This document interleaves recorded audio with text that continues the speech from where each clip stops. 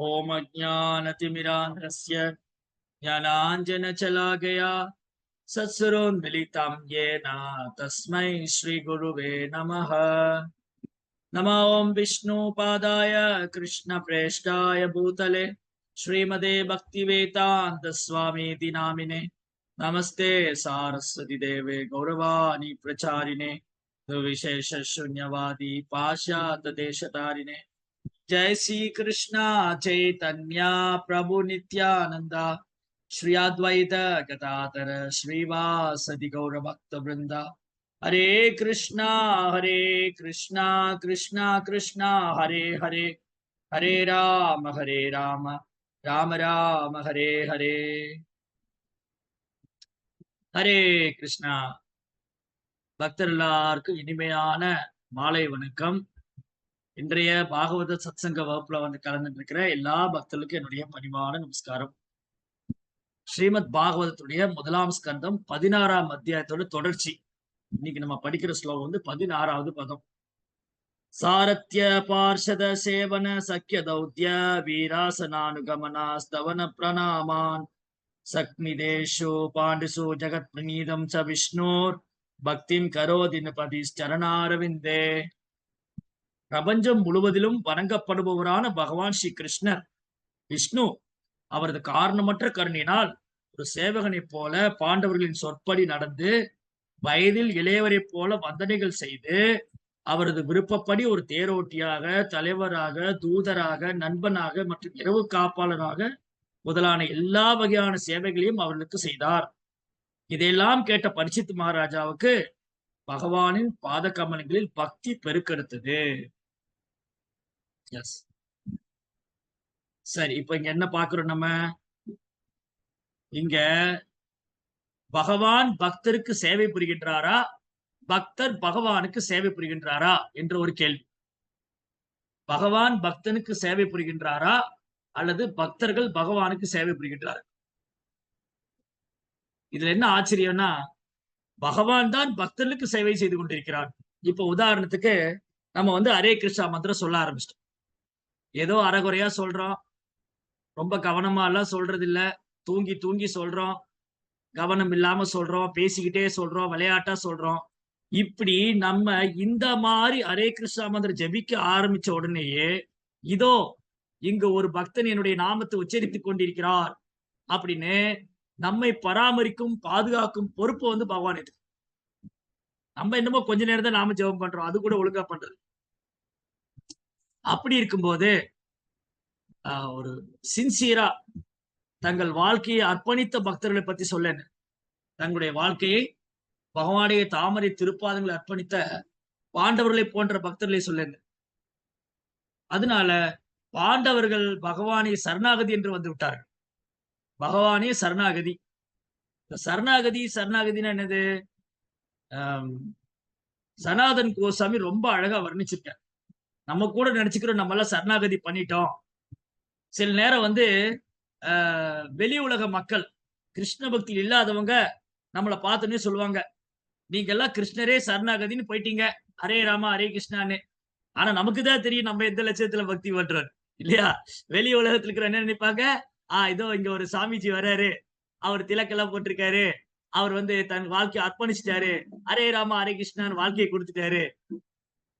சில நேரங்கள்ல பக்தர்கள்லாம் இந்த மாதிரி கேள்விப்படுறது உண்டு. வெளி உலகத்துல இருக்கிறவங்க, நீங்க என்ன கிருஷ்ண பக்தின்னு போயிட்டீங்களா, உங்க வாழ்க்கையை கிருஷ்ணருக்கு அர்ப்பணிச்சிட்டீங்களா, ஹரே ராமா ஹரே கிருஷ்ணான்னு போயிட்டீங்களா? ஆனா நமக்குதான் தெரியும் நம்ம எந்த தரத்துல பக்தி பண்ணிட்டு இருக்கோம். நம்ம எந்த தரத்துல பக்தி பண்ணிட்டு இருக்கோம் நமக்கு தான் தெரியும். இப்ப சரணாகதினா என்னது? அனுகுல்யச சங்கல்ப பிரதிகுல்யச வர்ஜனம் ரக்ஷசிதி விஸ்வாசோ கோபுரத்தே வர்ணப்ததா. அனுகுல்யச சங்கல்ப, கிருஷ்ண பக்திக்கு அனுகூலமான விஷயத்தை ஏற்றுக்கொள்றது, கிருஷ்ண பக்திக்கு பிரதிகூலமான அனுகூலம் இல்லாத விஷயங்களை தவிர்க்கிறது. கிருஷ்ண உணர்வுக்கு, கிருஷ்ண பக்திக்கு முன்னேற்றமான விஷயங்களை மட்டும் எடுத்துக்கொள்வது, கிருஷ்ண பக்திக்கு தடையான விஷயங்களை தவிர்த்து விடுவது. இதுக்கு பேர் தான் சரணாகதி. சரணாகதியோட முதல் 2 தத்துவம். சரணாகதியோட முதல் 2 தத்துவம் என்னது? நான் எந்த செயல் பண்ணாலும் அது கிருஷ்ண பக்திக்கு சாதகமா இருந்தா அது செய்யணும், இல்லாட்டி செய்யக்கூடாது. அது சாப்பிடுறது, வேலை பார்க்கறது, தூங்குறது, பேசுறது, படிக்கிறது, எதுவா இருந்தாலும் நம்மளோட அன்றாட வாழ்க்கையில நம்ம அன்றாட வாழ்க்கையில நாம் செய்யக்கூடிய செயல்கள் வந்து கிருஷ்ண பக்திக்கு சாதகமான விஷயங்களை மட்டுமே செய்யறது. பாதகமான விஷயங்களை தவிர்த்து விடுவது. அனுகுல்ய சங்கல்ப பிரஜகுல்ய ரஷ்யசிதி விஸ்வாசம். கிருஷ்ணா மட்டும்தான் என்னை காப்பாற்ற முடியும். வேற யாராலும் என்னை காப்பாற்ற முடியாது. கிருஷ்ணா மட்டும்தான் எனக்கு அடைக்கலாம். இல்லையா? திரௌபதியை யாராலும் காப்பாற்ற முடியலையே. ஹே கிருஷ்ணா, ஹே கோவிந்தா 2 கையை தூக்கிட்டாங்க. திரௌபதி யார் காப்பாத்துனாங்க? கிருஷ்ணாவுடைய புனித நாமம். ஹரே கிருஷ்ணா, ஹரே கிருஷ்ணா, கிருஷ்ண கிருஷ்ணா, ஹரே ஹரே, ஹரே ராம, ஹரே ராம, ராம ராம, ஹரே ஹரே. இந்த புனித நாமம் தான் திரௌபதியை காப்பாத்தி. அதே மாதிரி உத்தாரா தன் கருவில் இருக்கும் குழந்தை பிரம்மாஸ்திரம் வந்து உத்தரையின் கருவை நோக்கி வரும்போது உத்தரையும் 2 கையை உயர்த்தி கிருஷ்ணரை பிரார்த்தனை பண்ண. இமிடியட்டா கிருஷ்ணா வந்து அந்த வயிற்றுக்குள்ள இருந்து பிரம்மாஸ்திரத்தை வந்து தகிச்சிடுறாரு. பிரம்மாஸ்திரத்தை அவர் இது பண்ணிட்டு அந்த பிரம்மாஸ்திரத்துடைய தாக்கத்திலிருந்து பரிஷித் மகாராஜை காப்பாத்தி. இந்த மாதிரி பாண்டவர்கள், குந்தி தேவி, திரௌபதி, உத்தரை இவங்க எல்லாம் எல்லா காலத்திலும் எல்லா சூழலிலும் கிருஷ்ணாவே சார்ந்தது, கிருஷ்ணாவே நம்பி இருக்காங்க. சரி, மகாபாரத யுத்தம் எல்லாம் முடிஞ்சு போச்சு. யுதிஷ்டிர மகாராஜரை வந்து அஸ்தினாபுரத்து அரியாசனத்துல உட்கார வச்சாச்சு. சரி, நீ திரும்ப போலாம் அப்படின்னு கிருஷ்ணா வந்து தன் ரதத்தை எடுத்துட்டு துவாரகையை நோக்கி புறப்படும் போது குந்தி தேவி வழிமறிச்சிடுற. இப்ப போய் கிருஷ்ணா நீங்க எங்களை விட்டு போலாம், நீங்க எங்களை விட்டு நீங்க நினைக்கிறீங்க எல்லாமே சரியாயிடுச்சு, எல்லாமே சரியாயிடுச்சு, யுத்தம் எல்லாம் முடிச்சு போச்சு, பாண்டவர்களை வந்து அஸ்தினாபுரத்து அரியாசனத்தை உட்கார வச்சாச்சு, இன்னைக்கு உங்களுக்கு ஆபத்து கிடையாது, இனி உங்களுக்கு ஒரு ஆபத்தும் இல்ல அப்படின்னு நீங்க எங்களை விட்டு விலக நினைச்சா, நீங்க எங்களை விட்டு விலகிட்டா அடுத்த நிமிஷம் ஆபத்து இருக்கு. சோ குந்தி தேவி அவங்களுடைய ரியலைசேஷன், அவங்க அனுபவம் என்னது? கிருஷ்ணா எங்களை விட்டு விலகிட்டா இமீடியட்டா ஆபத்து வரும். எந்த ரூபத்துல வேணா ஆபத்து வரலாம். அதனால கிருஷ்ணா நீங்க எங்களை விட்டு போக கூடாது. அதே மாதிரி யுதிஷ்டர் வந்து பிரார்த்தனை பண்றாரு, கிருஷ்ணா நீங்க போக கூடாது, கொஞ்ச நாள் இருங்க. சோ பகவான் வந்து பக்தருடைய அன்பு கட்டுப்படுறாரு, அன்பு கட்டுப்படுறாரு. அப்போ அந்த அன்புக்கு பகவான் கட்டுப்படும் போது இங்க என்ன ஆயிரும்னா, பகவான் பக்தன், பகவான் தூய பக்தர், பகவானுக்கு தூய பக்தருக்கும் பக்தி தொண்டு அன்பு பரிமாற்றம் நடக்கும் போது பக்தன் கிருஷ்ணரை சில நேரம் பகவானே மறந்து போயிடுற. கிருஷ்ணாவோட யோகமாய சக்தினால, கிருஷ்ணாவோட யோகமாய சக்தினால பக்தன் வந்து கிருஷ்ணரை பகவானை மறந்துட்டு அவர் நண்பனாக, உறவினனாக, காதலனாக, கணவனாக, தூதுவனாக எப்படி வேணாலும் பாவிக்கிறார். சோ அப்படி கிருஷ்ணர்கிட்ட அவங்க உறவு செய்யும் போது கிருஷ்ணாவும் திரும்ப அந்த உறவு முறையில ஆனந்தம் அனுபவிக்கிறார். கிருஷ்ணா வந்து என்ன பண்றாரு? அந்த பக்தரோட ஆனந்தம். இதனாலதான் இங்க பரிஷித் மகாராஜா இதையெல்லாம் நினைவு கொள்றார். பரிஷித் மகாராஜா நகர்வலம் போகும்போது தன்னுடைய பாட்டனார்கள் பாண்டவருடைய மகிமையை பற்றி கேட்கும் போது அவர் கண்ணுல கண்ணீர் வந்தது.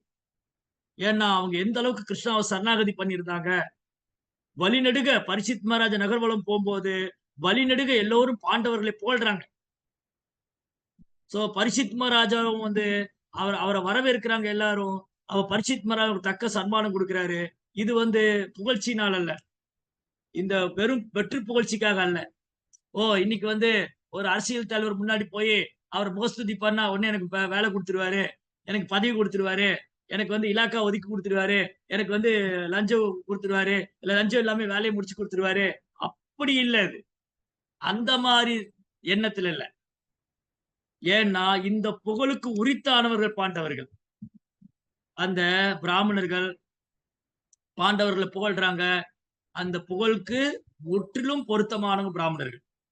சோ அதனால பரிஷித் மகாராஜா அந்த பிராமணர்களுக்கு தக்க சன்மானம் கொடுக்கிறாரு. சோ இங்க பரிஷித் மகாராஜா பாக்குறாரு, இவர் பிரபஞ்சம் முழுதும் சுத்தி வரும்போது உலகம் முழுவதும் பூகோளம் முழுதும் சுத்தி வர்றாரு பரிஷித் மகாராஜ். அப்ப எங்க போனாலும் என்ன கேட்கிறாரு அவரு? பிரபஞ்சம் முழுவதும் வணங்கப்படுவான பகவான் ஸ்ரீ கிருஷ்ணர் அவரது காரணமற்ற கருணையால், கிருஷ்ணாவுடைய காரணமற்ற கருணை, கிருஷ்ணா முழுமுதற் கடவுள், ஆனா காரணமற்ற கருணையினால தன் பக்தன் எந்த மாதிரி தன்னோட அன்பு பரிமாற்றம் செய்ய நினைக்கிறார் அந்த மாதிரி அன்பு பரிமாற்றம் செய்யறார். பாண்டவருக்கு உறவினரா இருக்காரு, நண்பரா இருக்காரு. அதான் இங்க சொல்ற, நண்பனாக, உறவினனாக, தூதனாக, ஒரு சேவகனை போல பாண்டவரின் சொல்படி நடந்து வயதில் இளையவரை போல யுதிஷ்டிர மகாராஜா முன்னாடி வந்து யுதிஷ்டிர மகாராஜா வந்து பக்தர். கிருஷ்ணா வந்து புருஷோத்தம், பரம புருஷோத்தமனான முழுமுதற் கடவுள். ஆனா யுதிஷ்டிர மகாராஜா முன்னாடி வந்துட்டு அவர் பாதம் தொட்டு வணங்குறார். கிருஷ்ணா வந்து யுதிஷ்டிர மகாராஜாக்கு நமஸ்காரம் பண்றாரு. ஒரு இளையவன போல. ஏன்னா யுதிஷ்டிரரை விட கிருஷ்ணா வயதுல குறைந்தவர். அப்போ யுதிஷ்டிரா முன்னாடி வந்தோடனே கிருஷ்ணா வந்து அவருக்கு நமஸ்காரம் பண்றாரு. சோ யுதிஷ்டிர மகாராஜா கிருஷ்ணா மேல உள்ள அன்புனால, யோகமாய் சக்தினால கிருஷ்ணா முழுமுதற் கடவுள் மறந்துடுறாரு. அவர் ஆசீர்வதிக்கிறார். இதுதான் அன்பு பரிமாற்றம். சோ அன்புனால என்ன ஆயிருது? அன்புனால சில நேரம் மரியாதை போயிடும். மரியாதை போய் மிக நெருக்கமாயிடும். இப்போ கிருஷ்ணா வந்து பரம புருஷோத்தமனான முழுமுதற் கடவுள் அப்படின்னு இருந்திருந்தா, அந்த அந்த ஞானம் அந்த ஞானம் மட்டுமே இருந்திருந்தா, யுதிஷ்டிர மகாராஜா கிருஷ்ணர் நமஸ்காரம் பண்ண அனுமதிக்க மாட்டார். அதனால ஞானத்தை விட பக்தி உயர்ந்தது. அதனால ஞானமும் பக்தியும் கலக்கும்போது அதுவும் கலப்படமான பக்தி தான். ஞான மிஸ்ர பக்தி. ஞான மிஸ்ர பக்தினா பக்தியோடு ஞானம் கலந்திருக்கு. ஆனா அதை காட்டிலும் உயர்ந்தது வந்து தூய பக்தி தொண்டு. அந்த தூய பக்தி தொண்டு வந்து எல்லாத்தையும் விட உயர்ந்தது. எல்லா யோக முறை காட்டிலும் உயர்ந்தது. அந்த தூய பக்தி தொண்டு இருக்கு இல்லையா? அது வந்து கிருஷ்ணரையே வந்து கவர செய்யும். கிருஷ்ணரை கவர்ந்துரும். கிருஷ்ணாவ அட்ராக்ட் பண்ணும். Pure devotion. தூய பக்தி தொண்டு என்ன பண்ணும்? கிருஷ்ணாவை அட்ராக்ட் பண்ணும். சோ பாண்டவர்கள் தூய பக்தி தொண்டு செஞ்சதுனால, தூய பக்தர்களா இருந்ததுனால, கிருஷ்ணா வந்து யுதிஷ்டருக்கு இளையவனை போல நடந்துக்கிறார். யுதிஷ்டிரா வந்து என்னுடைய அத்தை பையன், மாமா பையன், அத்தை பையங்கிற ரிலேஷன்ஷிப். சோ உறவினராக, இளையவனாக, அவங்க விருப்பப்படியெல்லாம் நடந்துக்கிறார். அவங்க ஆர்டர் போடுறது, அவங்க கட்டளையிடுறதெல்லாம் சிறமேற்கொண்டு செய்யறாரு. பாண்டவர்கள் சொல்றதெல்லாம் கிருஷ்ணா கேட்டுக்கிறார். என்ன பண்றாரு? ஒரு சேவகனை போல, ஒரு ஒரு ஒரு இளையவனை போல, ஒரு தேரோட்டி, அர்ஜுனனுக்கு தேரோட்டியா இருக்கிறாரு. தேர் ஓட்டுறது ஒரு பெரிய ஒரு சாதாரண வேலை தான். அது யாரும் பெருசா பெருமையாலாம் சொல்ல மாட்டாங்க. இன்னைக்கு டிரைவர் வேலை பார்க்கறது யாராவது பெருமையா சொல்லுவாங்களா? நான் வந்து அரசாங்கத்துல டிரான்ஸ்போர்டேஷன்ல டிரைவர் வண்டி ஓட்டிட்டு இருக்கிறேன். இல்ல நான் இந்த பணக்கார வீட்டுல டிரைவரா இருக்கிறேன். இல்ல நான் டாக்ஸி ஓட்டிட்டு இருக்கிறேன். யாரும் பெருமையா சொல்லிக்குவாங்களா? ஆனா கிருஷ்ணா வந்து தன்னை பார்த்த சாரதின்னு சொல்றதுல பெருமை அடைகிறார். தன்னை வந்து சாரதி, பார்த்த சாரதி. கிருஷ்ணா வந்து கிருஷ்ணா அப்படின்னு சொல்றதை விட பார்த்த சாரதி அப்படின்னு சொல்லும்போது கிருஷ்ணா ரெட்டிப்பு ஆனந்தம் அடைகிறார். கிருஷ்ணாவ கிருஷ்ணரே அப்படின்னு சொல்றதை விட பார்த்த சாரதியே, கிருஷ்ண, ஹே யாதவ, ஹே சகேதி, விஜய சகே, பார்த்த சகே. பீஷ்மதேவர் சொல்றார். பீஷ்மதேவா வந்து இதுக்கு முன்னாடி அத்தியாயத்துல படிச்சோம். அம்பு பொறிக்கையில படுத்துட்டு கிருஷ்ணாவை பார்த்து விஜய சகே, பார்த்த சகே, அர்ஜுனனின் நண்பனே, அர்ஜுனனின் நண்பனே. ஏன் கிருஷ்ணாவை கிருஷ்ணானே சொல்லலாமே? பீஷ்மா அம்பு படிக்கல படுத்துட்டு கிருஷ்ணா வந்து இப்படி போகலாமே. ஓம் அகிலாண்ட கோடி பிரம்மாண்ட நாயகனே, ஜனார்தனனே, ஜெகன்னிவாசனே, பரமாத்மாவே, பரம்பொருளே, இப்படி சொல்லலாமே. ஆனா அதுல எல்லாம் கிருஷ்ணா திருப்தி அடைய மாட்டாரு. பீஷ்மா தெரிஞ்சு வச்சுட்டு இருக்காரு. பீஷ்மா ஒரு தன்னை உணர்ந்த ஆத்மா. அவர் ஒரு தூய பக்தரா இருக்கனால பீஷ்மாவுக்கு நல்லா தெரியும் எந்த மாதிரி பிரார்த்தனை கிருஷ்ணா சந்தோஷமாவார். கிருஷ்ணா முன்னாடி வந்து பரமாத்மாவே, பரபிரம்மனே, அகிலாண்ட கோடி பிரம்மாண்ட நாயகனே, இப்படி சொல்றதுக்கு இதுவும் சரியான பிரார்த்தனை தான். இது பகவானுக்கு பொருத்தமான பிரார்த்தனை தான். ஆனா இந்த பிரார்த்தனைகளை விட விஜய சகே, பார்த்த சகே, பார்த்த சாரதி, யசோதா நந்தனா, நந்தநந்தனா, கோபநந்தனா, இப்படி சொல்லும் போது கிருஷ்ணா வந்து ரெட்டிப்பு மகிழ்ச்சி அடைகிறார். டபுள் சந்தோஷம். ஏன்னா கிருஷ்ணா கூட ஒரு பக்தருடைய பேரு, பக்தருடைய பேரும் சேர்ந்திருக்கு, கிருஷ்ணாவுடைய பேரும் இருக்கு, 2 பேருடைய நாமமும் இருக்கு, அந்த லீலையும் இருக்கு. அதனால இது கம்ப்ளீட், பூர்ணம். சோ அதுதான் அந்த பூர்ணமான ஆனந்தம். கிருஷ்ணா வந்து அந்த பூர்ண ஆனந்தத்தை அனுபவிக்கிறார். அதனால அவர் வந்து பார்த்த சாரதின்னு சொல்றது பெருமை அடைகிறார். இந்த உலகத்துல எவ்வளவு பெரிய கோடீஸ்வருடைய பணக்காரனுக்கு நாம் டிரைவரா இருந்தாலும், அம்பானி டிரைவனே, அத்தானி டிரைவனே, என்ன நீ டிரைவர்ங்கிற, எனக்கு பேர் இல்லையா, சண்டைக்கு வந்துருவாரு. என்னதான் அம்பானிக்கு அதானிக்கு டிரைவரா இருந்தாலும் டிரைவர் தான். அதை யாரும் பெருமையா எடுத்துக்கிறது இல்ல. நான் அம்பானிக்கு டிரைவரா இருக்கேன், அதானிக்கு டிரைவர். நம்ம வேணா பெருமை பேசிக்கலாம். நான் அம்பானியோட டிரைவர், நான் அதானியோட டிரைவர். No use. ஒரு பைசாக்கு பிரயோஜனம் இல்ல, இல்லையா? ஆனா கிருஷ்ணா என்ன பண்றாரு? நான் பார்த்த சாரதி, நான் அர்ஜுனுடைய சாரதி. அதுல வந்து கிருஷ்ணா பெருமை அடைகிறார். சோ இப்படி கிருஷ்ணா வந்து அவருக்கு வந்து சேவகனாக அவங்களுடைய சொல்படி கேட்டு அவங்களுக்கு வந்து இளையவனை போலவும் ஒரு தேரோட்டியை போலவும் ஒரு தலைவன் தூதனை போல பாண்டவ தூதன் பாண்டவ தூத பெருமாள். நீங்க காஞ்சிபுரத்துல போனீங்கன்னா பிரம்மாண்டமான விக்கிரகம் பாண்டவ தூத பெருமாள். வந்து கோயிலுக்குள்ள போன எங்கடா விக்கிரகம் தேடினேன். அப்புறம் பார்த்தா பிரம்மாண்டமா உட்கார்ந்துட்டு இருக்க பாண்டவ தூத பெருமாள். பாண்டவருக்கு தூதன். இது செய்தி கொடுக்கிறவங்க, செய்தி வாசிக்கிறவங்க, ஒற்றர்கள், செய்தியாளர்கள், இவங்கள் இந்த வேலை ஒண்ணும் பெரிய புகழுக்குரிய வேலையெல்லாம் கிடையாது. ஆனா கிருஷ்ணா வந்து தன்னை பாண்டவ தூதன் போது சந்தோஷமாரு. ஓ, என்னெல்லாம் பாண்டவ தூதன் சொல்றாங்க, என்னெல்லாம் பார்த்த சாரதிங்கிறாங்க. சோ நண்பனை போல, ஹே கிருஷ்ண ஹே யாதவ ஹே சகேதி. சோ அர்ஜுனன் சொல்றாரு, கிருஷ்ணா நீ இந்த விஸ்வரூபம் பார்த்ததுக்கு அப்புறம் பகவானுடைய விஸ்வரூபத்தை கண்டதுக்கு பின்பு கண்ட பின்பு அர்ஜுனன் சொல்றாரு, கிருஷ்ணா நீங்க யாருன்னு தெரியாம என்னுடைய அறிவின்மையினால முட்டாள்தனத்தினால நான் உங்களை நண்பனே கிருஷ்ணரே யாதவனே நான் சொல்லியிருக்கேன். சில நேரங்கள்ல சபையில உங்களை வந்து அவமரியாதை பண்ணிருக்கேன், உங்களை ஏளனம் பண்ணிருக்கேன், என்ன மன்னிச்சிடுங்க. எப்போ இந்த பிரார்த்தனை வருது? கிருஷ்ணா முழுமுதற் கடவுள் ஞாபகம் வந்ததுக்கு. சோ கிருஷ்ணா என்ன பண்றாரு? யோகமாய் சக்தினால அதை மறைச்சு விடுறாரு. அர்ஜுனன் கிருஷ்ணன் நண்பர்களாவே இருக்காரு. ஆனா அர்ஜுனனுக்கு தெரியும் கிருஷ்ணா முழுமுதற் கடவுள், முழுமுதற் கடவுள். சோ இப்படி இவங்க வந்து எல்லா விதத்திலையும் கிருஷ்ணா வந்து அந்த பக்தருக்கு சேவை பண்றாரு. இரவு காவல் காப்பவனார். 24 ஹவர்ஸ், 24x7, 24x7, 24 மணி நேரம் 7 நாளும் கிருஷ்ணன் என்ன பண்றாரு? பாண்டவருடைய வாயில் காப்பாளனா இருக்கு. இதையெல்லாம் கேட்ட பரீட்சித் மகாராஜாவுக்கு பகவானின் தாமரை பாதங்களில் பக்தி பெருக்கெடுத்து. அப்ப யாரு வந்து கிருஷ்ணாவுடைய நாம ரூப குணாதிசயங்களை வந்து தூய பக்தர்கிட்ட இருந்து சாதுக்கள்கிட்ட இருந்து கேட்கிறாங்களோ, பாகவதம் படிக்கிறாங்களோ, அவங்களுக்கு வந்து பரீட்சித்து போல கிருஷ்ணன் மேல அன்பு அதிகரிக்கும். அதுதான் ஸ்பெஷல் கிருஷ்ண லீலா. கிருஷ்ணாவோட லீலையோட சிறப்பு என்னன்னா, நம்ம ஆச்சாரியுடைய விளக்கம் படிக்கும் போது, தூய பக்தர்கிட்ட இருந்து கேட்கும் போது நம்ம ஹிருதயத்துல பக்தி பெருக்கடும். படிக்கிறோம் இல்லையா? நஷ்டப்பிராயேஷு அபத்ரேஷு நித்யம் பாகவத சேவையா பகவதீர் உத்தம ஸ்லோகே பக்திர் பவதி நைஷ்டிகி. பக்திர் பவதி நைஷ்டிகி. சோ எப்படி கிருஷ்ணாவுடைய காரணமற்ற கருணை, கிருஷ்ணாவுடைய காரணமற்ற கருணையினால பக்தர்கள் பகவானுக்கு பணிவிடை செய்யறாங்க.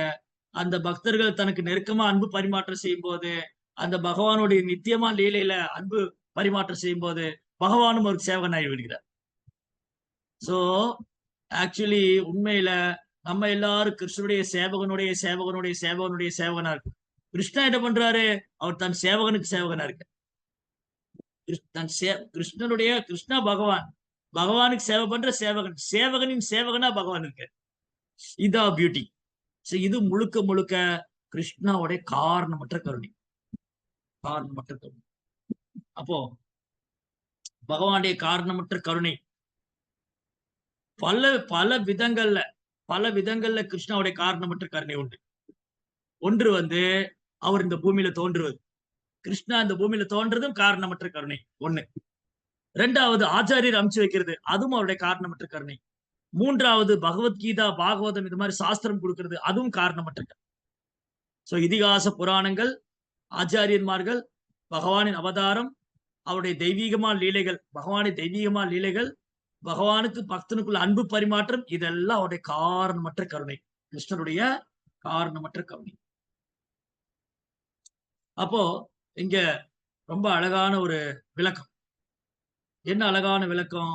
இந்த பொங்கல் பண்டிகை போன்ற திருவிழா கூட, திருவிழாக்கள் பண்டிகையும் பகவானுடைய கருணை தான்.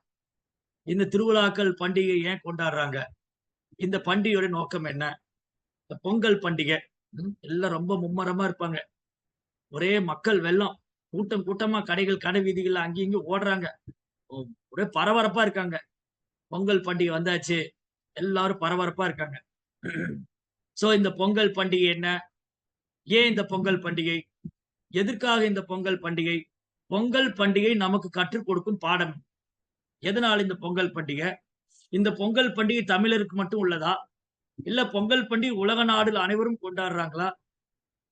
இந்த பொங்கல் பண்டிகை குறிச்சு இன்னைக்கு நிறைய தவறான அபிப்பிராயங்களை வந்து அரசியல்வாதிகள் பரப்பிட்டு இருக்காங்க. அந்த விஷயம் ஒண்ணு. அப்புறம் மக்களும் வந்து பொங்கல் பண்டிகை இப்ப எப்படி கொண்டாடுறாங்க? எந்த ஒரு பண்டிகையும் வந்து நாம இறை வழிபாடோட அல்லது கிருஷ்ண உணர்வோட, பக்தி மனப்பான்மையோட எந்த ஒரு பண்டிகையும் பக்தி மனப்பான்மையோட, இறை உணர்வோட, இறை வழிபாடோட, கிருஷ்ண உணர்வோட செய்யலைன்னா, அது காலப்போக்குல ஒரு சடங்காயிரும். அது காலப்போக்குல என்ன ஆகும்? ஒரு சடங்காயிரும். அதுக்கப்புறம் இந்த சடங்குல இருந்து என்ன ஆயிரும்? கடைசியில ஒரு புலன்பம் அனுபவிக்கிறதுக்கான ஒரு ஒரு விஷயமாயிடும். புலன்பத்துக்கான ஒரு தினமாயிடும். இன்னைக்கு பாருங்க, பொங்கல் விடுமுறை. பொங்கல் விடுமுறை 4, 5 நாள் விடுமுறை. அதுவும் மக்களுக்கு குஷி. எப்போ வந்துச்சு? இந்த திங்கள், செவ்வாய், புதன், வியாழன் இப்படி வந்தா ஒரு வாரம் ஃபுல்லா லீவ் ஆயிடும். ஒரு வாரம். அப்போ இந்த பொங்கல் விடுமுறை என்ன பண்ணலாம்? குழந்தைகள் என்ன நினைக்கிறாங்க? எந்த ஊருக்கு போலாம்? எங்க போய் விளையாடலாம்? கிரிக்கெட் விளையாடலாமா? இல்ல சினிமாவுக்கு போலாமா? இல்ல ஏதாவது டூர் போயிரலாமா லீவ்ல? இப்படி குழந்தைகள்லாம் அதுல மும்முரமா இருக்காங்க. அப்பாடா! 4 நாள் ஸ்கூலுக்கு வேண்டாம். 4 நாள் ஸ்கூல் கிடையாது. ஸ்கூல் புக்க திறக்க வேண்டாம். 4 நாள் நிம்மதியா விளையாடலாம். இது பொங்கல் பண்டிகை குழந்தைகளுக்கு விளையாட்டாயிடுச்சு. இளைஞர்களுக்கு பொங்கல் பண்டிகை புலன்பத்துக்கான ஒரு நாள். ஹா! பொங்கல் பண்டிகையா? என்ஜாய் பண்ணுவோம். நம்ம தலைவருடைய படம் வரப்போகுது. அதனால ஃபர்ஸ்ட் டே ஃபர்ஸ்ட் ஷோவே பார்த்துறணும். முதல் நாள் முதல் ஷோவே போய் பார்த்துறணும். இது வந்து இளைஞர்கள்.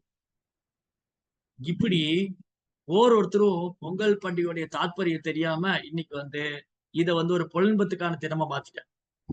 சினிமா பார்க்கிறது, விளையாடுறது. இது வந்து கறி வேற சமைக்க ஆரம்பிச்சுட்டாங்க. கறி, அசைவ உணவு. பண்டிகைனாலே தூய்மைப்படுத்தக்கூடியது. பண்டிகைனாலே பவித்திரம். இவங்க எக்ஸ்ட்ரா ஒரு நாள் சேர்த்துக்கிட்டாங்க கறி நாள். மக்கள் வந்து இன்னைக்கு ரொம்ப கீழ்நிலையா மக்களுடைய எண்ணங்கள், மக்களின் எண்ணங்கள், சிந்தனைகள்லாம் வந்து இந்த பண்டிகையுடைய தாத்பரியம் அறியாம அப்படி கீழே போயிட்டே இருக்கு. ஆனா ரொம்ப அற்புதமான ஒரு தினம் பொங்கல் பண்டிகை. ஆனா இந்த அரசியல்வாதி என்ன பண்றாங்க? இந்த அற்புதமான வேத பண்பாடு, வேத கலாச்சார பண்டிகை வந்து இது வந்து ஒரு நாத்திக பண்டிகையா மாத்திட்டாங்க. இது அரசியல்வாதியோட சாதனை. தமிழ்நாட்டுல அரசியல்வாதியோட சாதனை என்ன? சமத்துவ பொங்கல். சமத்துவ பொங்கல், சக்கரை பொங்கல், சாக்கடை பொங்கல் இதெல்லாம் அரசியல்வாதி பண்ணு. அரசியல்வாதி என்ன பண்ணுவாங்க? ஓட்டுக்காக வேண்டி பொங்கல் பண்டிகை தமிழர் திருநாள். யார் வேணாலும் கொண்டாடலாம். அதனால நீங்க அன்னைக்கு பிரியாணி பண்ணி கூட சாப்பிடுங்க. பொங்கல் வச்சு சாப்பிடுங்க. என்ன வேணாலும் பண்ணிக்கங்க. இப்படி அரசியல்வாதிக. ஆனா உண்மை என்ன? இந்த பொங்கல் பண்டிகையுடைய தாத்பரியம் என்ன? நம்ம பாரம்பரியம், நம்முடைய வேத கலாச்சாரம், வேத நாகரிகம், இந்த வேத பாரம்பரியம், இந்த பொங்கல் பண்டிகை வந்து என்ன நமக்கு கற்றுக் கொடுக்குது? இந்த பொங்கல் பண்டிகைக்கு வந்து பல்வேறு திருநாமங்கள் உண்டு. இது தமிழ்நாட்டுல பொங்கல்னு சொல்றோம். ஆனா பொதுவா வந்து இந்த பொங்கல் பண்டிகை வந்து மகர சங்கராந்தின்னு சொல்லுவாங்க.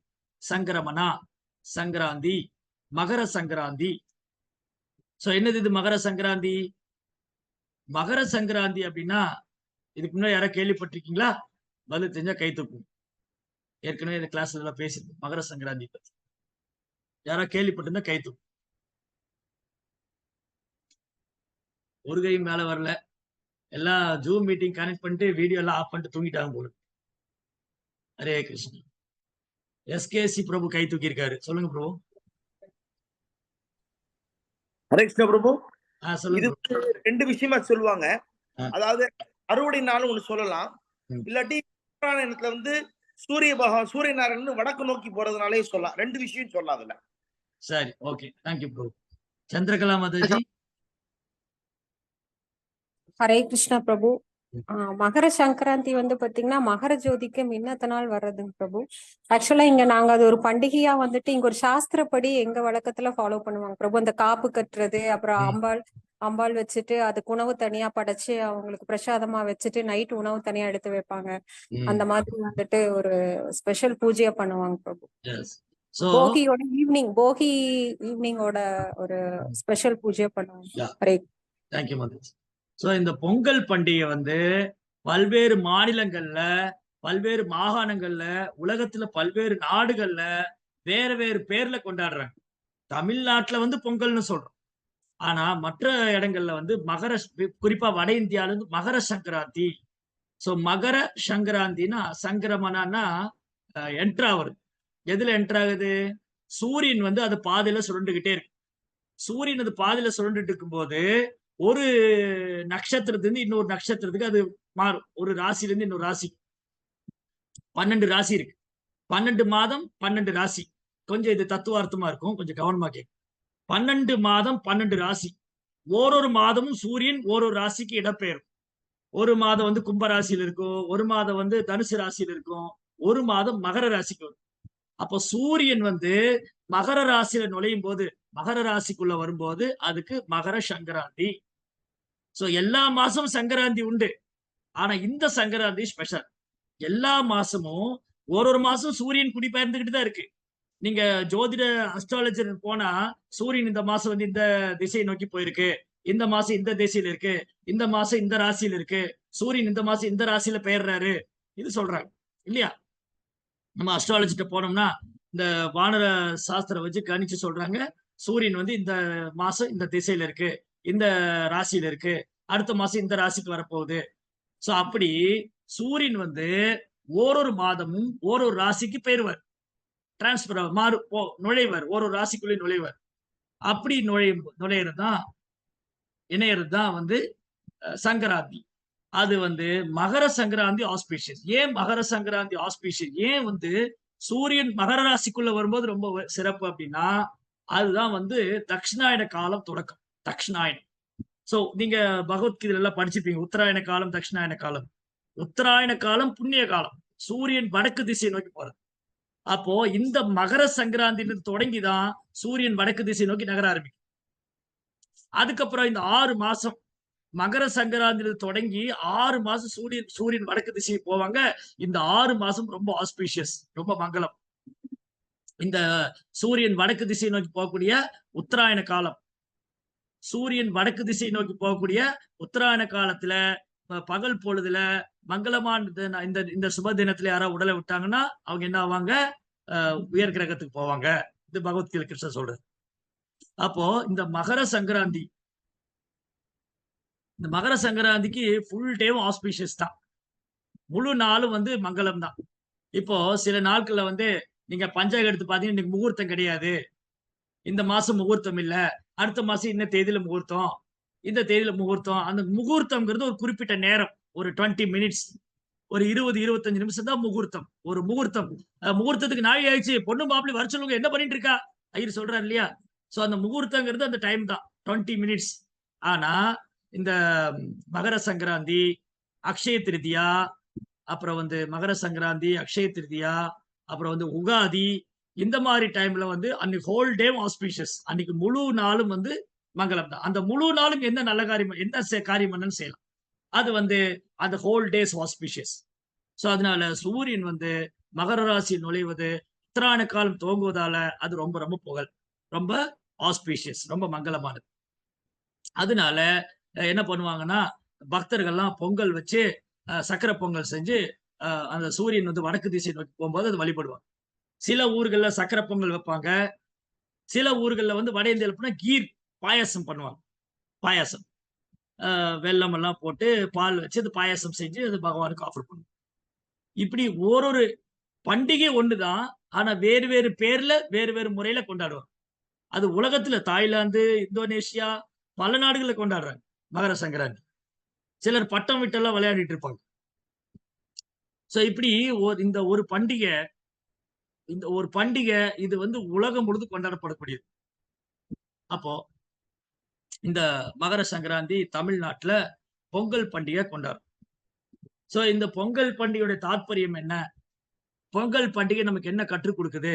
நம்ம போன வார வகுப்புல படிச்சோம். உங்களுக்கு எவ்வளவு பேர் ஞாபகம் இருக்குன்னு தெரியாது. போன வார வகுப்புல என்ன படிச்சோம்? பசு பராமரிப்பு, பிராமண பண்பாடு, இறை உணர்வு.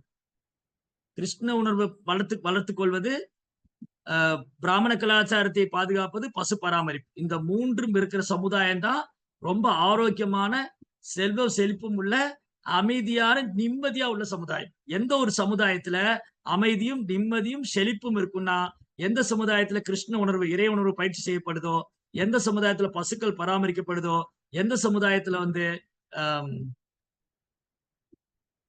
இறை உணர்வு பசு பராமரிப்பு பிராமண கலாச்சாரம், வேத கலாச்சாரம். இது எங்க பின்பற்றப்படுதோ அந்த சமுதாயம். அப்ப இந்த பொங்கல் பண்டிகையோட தாற்பயம் என்ன? பொங்கல் பண்டிகை தை மாசம் வருது. தை மாசம் ரொம்ப ஸ்பெஷல். ஏன்னா தை மாசம் வந்து தை வந்து அறுவடை. விவசாயிகள் என்ன பண்ணுவாங்க? நெல் அறுவடை செய்வாங்க. எப்ப விதை போட்டாங்க? ஆடி மாசம் விதை போட்டாங்க. ஆடியில விதை போட்டா ஆவணி, புரட்டாசி, ஐப்பசி, கார்த்திகை, மார்கழி, தை 6 மாசம். ஒரு நெற்பயிர் வந்து நல்லா வளர்ந்து அது குடுக்கறதுக்கு 6 மாசம் ஆகும். இதுல பாருங்க என்ன ஒரு அழகுன்னா, ஆடி மாசம் விதை போட்டா அதுக்கப்புறம் மழைக்காலம். ஆவணி, புரட்டாசி, ஐப்பசி மாதம் மும்மாரி மழை. அதாவது 4 மாதம் மழைக்காலம். இங்கிலீஷ்ல July, August, September, October. July, August, September, October 4 மாசம் மழைக்காலம். புரட்டாசி, ஐப்பசி, கார்த்திகை, மார்கழி. சோ என்ன ஆகும்? விவசாயி வந்து ஆடி மாசம் விதை போட்டாங்க. விதை போட்டு கொஞ்சம் பராமரிச்சாங்க. களைகள பறிச்சாங்க. இயற்கையா மழை பெஞ்சது. அந்த மழை போதுமான தண்ணி இருந்துச்சு. நெற்பயிர்லாம் நல்லா வளர்ந்தது. தென் தை மாசம் அறுவடை. இப்போ இந்த அறுவடைக்கான காரணம் என்ன? இந்த உயிர்வாழிகளாக நாம் உயிர் வாழ்றதுக்கு மிக முக்கியமான காரணம் நமக்கு தானியம், அன்னம். இதுதான் கிருஷ்ண பகவத்கீதையில சொல்றாரு. அன்னாத் பவந்தி பூதானி பர்ஜன்யாத் அன்ன சம்பவ யஜ்ஞாத் பவதி பர்ஜன்யோ யஜ்ஞ கர்ம சம்பவ. எல்லா உயிர்வாழிகளும் அன்னத்தை நம்பிதான் இருக்கும். அது மனுஷங்களோ, மிருகங்களோ, மிருகத்தை தின்னக்கூடிய மனிதன் போல இருக்கிற மிருகங்களோ யாரா இருந்தாலும் சரி. மனிதர்கள், மிருகங்கள், மிருகத்தை தின்னும் மனித ரூபத்தில் இருக்கிற மிருகங்கள். இவங்க யாரா இருந்தாலும் அன்னத்தை நம்பிதான் இருக்கும். அன்னாத்மா வந்து பூதானி. எல்லா உயிர்வாழிகளும் அன்னத்தை, தானியத்தை நம்பிதான் இருக்கும். இந்த தானியம் எப்படி கிடைக்குது? பர்ஜன்யா தன்ன சம்பவம், மழை பொழியறதுனால.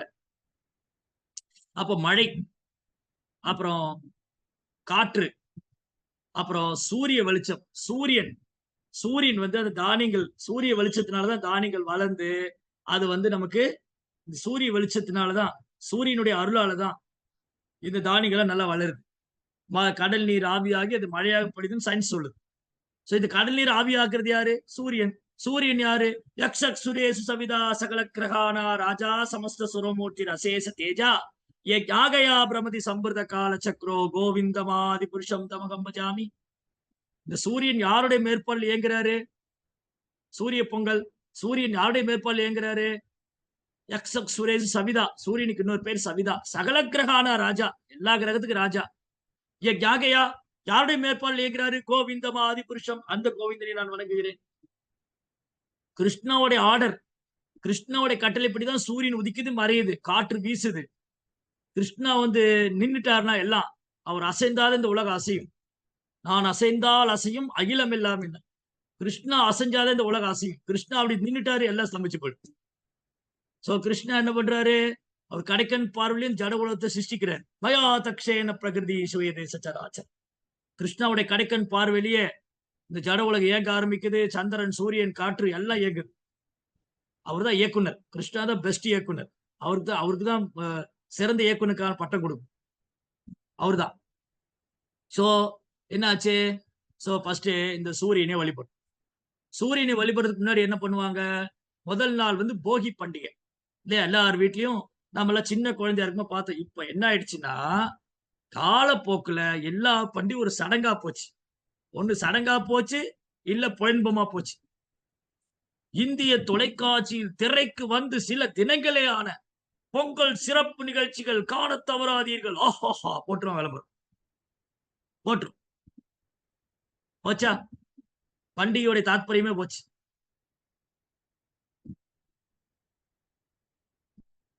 அப்ப என்னன்னா, இந்த பொங்கல் பண்டிகை முதல் நாள் போகி திருவிழா. போகி என்ன பண்ணுவாங்க? இந்த பொங்கல் பண்டிகை, இந்த பண்டிகை எல்லாமே இயற்கையை சார்ந்து வாழும். இயற்கையை சார்ந்து. இன்னைக்கு நம்ம இயற்கையை விட்டு ரொம்ப தூரம் விலகி வந்துட்டோம். ஏன்னா எப்படி இயற்கையை சார்ந்து வாழ்ந்தாங்க? அன்னைக்கு வந்து விவசாய நிலம் இருந்தது. நிலத்துல வந்து அறுவடை பண்ணாங்க. ஆடி மாசம் விதை போட்டாங்க. தை மாசம் அறுவடை பண்ணாங்க. அப்ப தேவையில்லாத குப்பைகள்லாம் சேர்த்து வச்சிருப்பாங்க. தானியங்கள் எல்லாம் வந்து ஒரு கிடங்குல அடுக்கி வைப்பாங்க.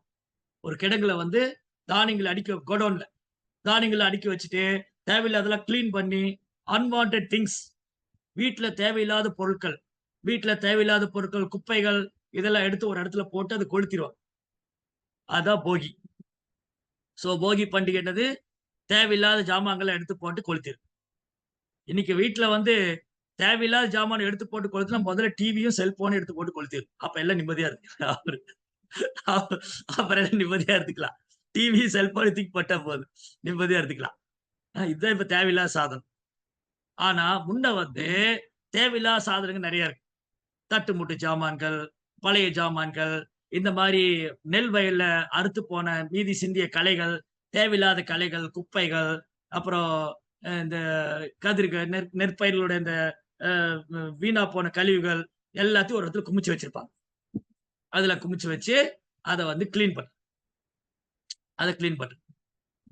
சோ இதோட அர்த்தம் என்னது? இந்த அர்த்தம் என்னன்னா, இதே மாதிரிதான் நம்ம வாழ்க்கையில வருஷா வருஷம் தேவையில்லாத எண்ணங்களும் குப்பைகளும் மனசுக்குள்ள இருக்கு. அப்போ இந்த தை பிறந்தால் வழி பிறக்கும். தமிழ்ல ஒரு பழமொழி என்னன்னா, தை பிறந்தால் வழி பிறக்கும். சரிப்பா, தை பிறந்தா வழி பிறக்கும், கவலைப்படாத, விடு, எல்லாம் சரியா போயிடும். அதெல்லாம் நீ மனசுலயே வச்சுட்டு இருக்காது, அதெல்லாம் தூக்கி போடு. பழைய எண்ண கழிதலும் புதிய எண்ண புகுதலும் வலுவல கால வகையின நாள். பழைய எண்ண கழிதல், புதிய எண்ண புகுதல். அப்ப என்ன அர்த்தம்? இதுக்கு பாருங்க, இதெல்லாம் வந்து ரொம்ப அழகா நம்முடைய வேத கலாச்சாரம், தமிழ் கலாச்சாரம், பண்பாடு வந்து நமக்கு வாழ்க்கைக்கு தேவையான பாடங்களை உள்ள மறைமுகமா சொல்லி வச்சிருக்காங்க.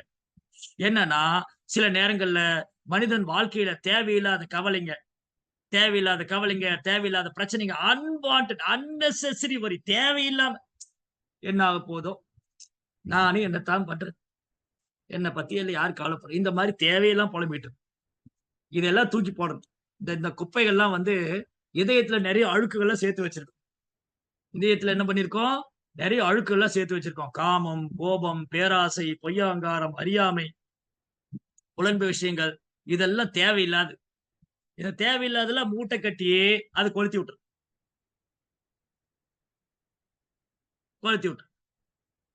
அப்புறம் இதயத்துல வந்து ஹரிநாமம், ஹரே கிருஷ்ணா கிருஷ்ண கிருஷ்ணா ஹரே ஹரே, ஹரே ராம ராம ராம ஹரே ஹரே. கைரவ சந்திரிகா விதரணம் வித்யாவதும் ஜீவனம் ஆனந்தாம்புதிவர்தனம் பிரதிபதம் பூர்ணாமிருத ஸ்வாதனம் பரம் பிரஜயதே ஸ்ரீ கிருஷ்ண சங்கீர்த்தனம். அப்போ பொங்கல் பண்டிகை முதல் நாள் வந்து போகி பண்டிகை. சோ போகி பண்டிகை என்ன நமக்கு சொல்லி கொடுக்குது? மனதில் இருக்கிற தேவையில்லாத அழுக்குகள் குப்பைகள்லாம் தூக்கி போடுங்க. தை பிறக்குது, உங்களுக்கு வழி பிறக்கும், நீங்க பகவானை வழிபடுங்க, பக்தி பண்ணுங்க, குழப்பப்படாதீங்க, குழப்பமா இருக்காதீங்க, கவலைப்படாதீங்க, நிம்மதியா இருங்க, சந்தோஷமா இருங்க. பழைய குப்பைகள்லாம் தூக்கி போடுங்க. பழைய குப்பைகள்லாம் மனசுக்குள்ள நிறைய இருக்கும்.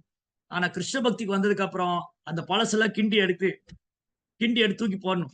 அந்த பழசு ஒண்ணுன்னா வெளியே வர ஆரம்பிக்கும். பௌதிக ஆசை, புலன்பு விஷயம், பௌதிக பற்றுதல் எல்லாத்தையும் தூக்கி போட்டு கொளுத்திடும். ஹரே கிருஷ்ணா கிருஷ்ண கிருஷ்ணா ஹரே ஹரே, ஹரே ராம ராம ராம ஹரே ஹரே. ஜபிக்க எல்லாம் இருந்து சாம்பல் ஆயிடும். தீயினால் தூசாகும் செப்பேலோர் எம்பாவாய். தீயில போட்ட பஞ்சு எப்படி தூசி ஆயிடுமோ அது போல் நாம் செய்த பாவங்கள், கர்ம வினைகள்லாம் எடுத்து தூக்கி போட்டு ஃப்ரெஷ்ஷா இருக்கு. அதுக்கப்புறம் என்ன பண்ணுவாங்க?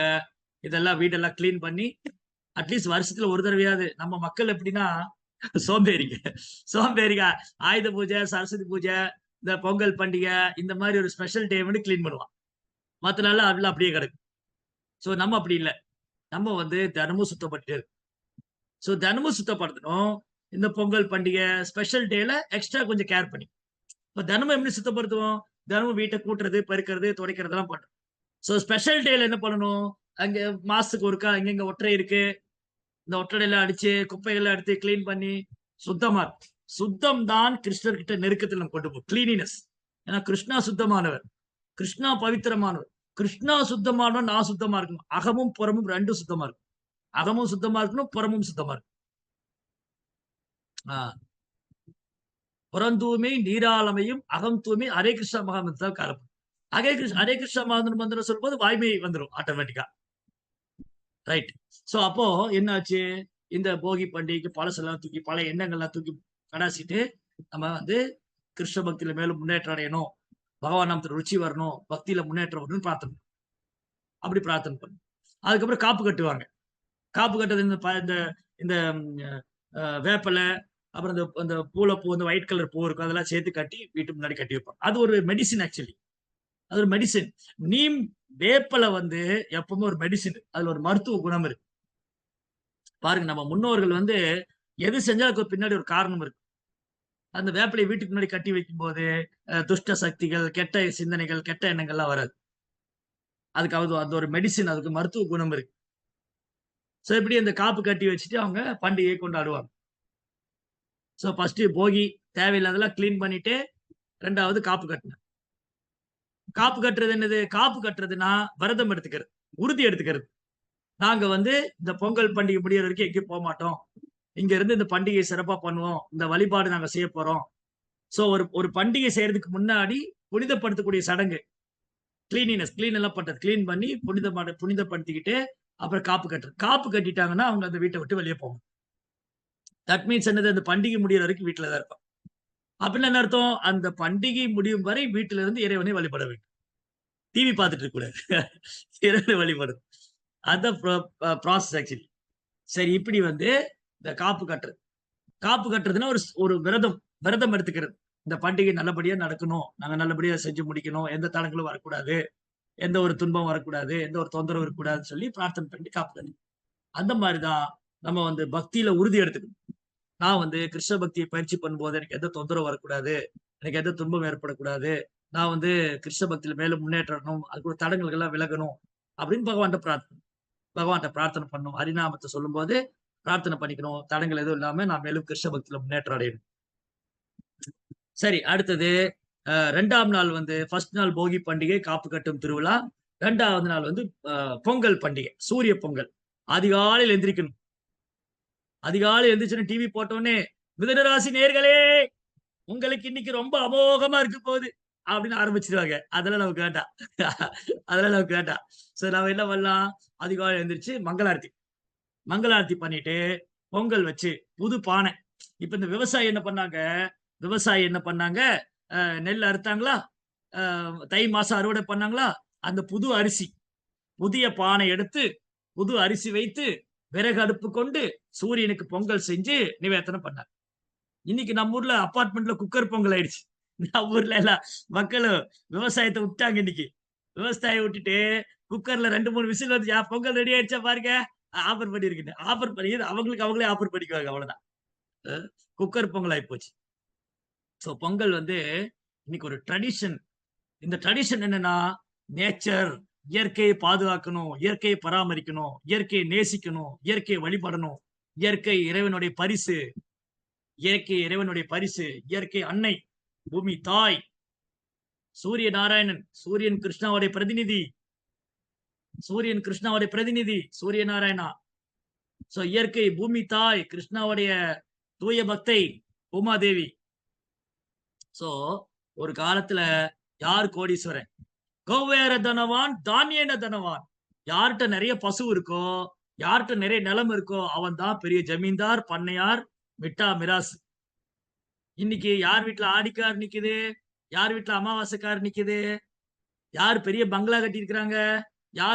யார் வந்து பேங்க்ல பேலன்ஸ் நிறைய வச்சிருக்காங்க? யார் ஐடி கம்பெனில ஒர்க் பண்ணா அவர் பணக்கார்?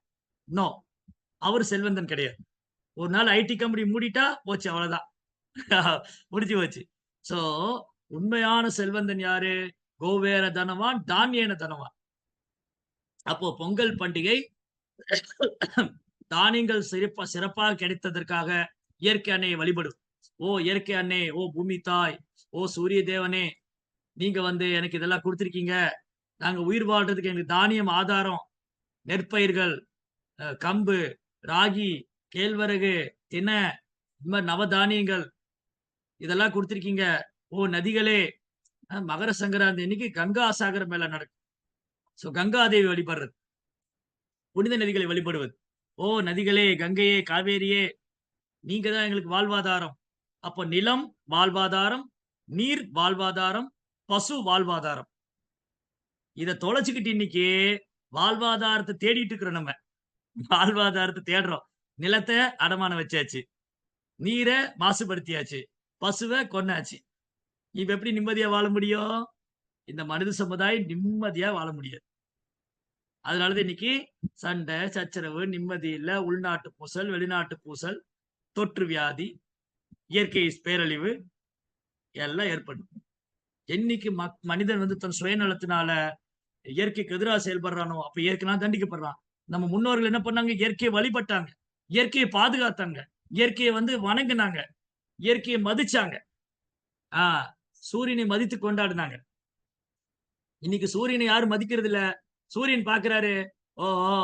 நீங்கலாம் என்ன மதிக்க மாட்டீங்க. இப்ப நான் என்ன பண்றேன் பாரு. ஒரு 10 டிகிரி கூட்டிட்டாரு. வருஷம் வருஷம் 10 டிகிரி கூட்டிக்கிட்டே போறாரு.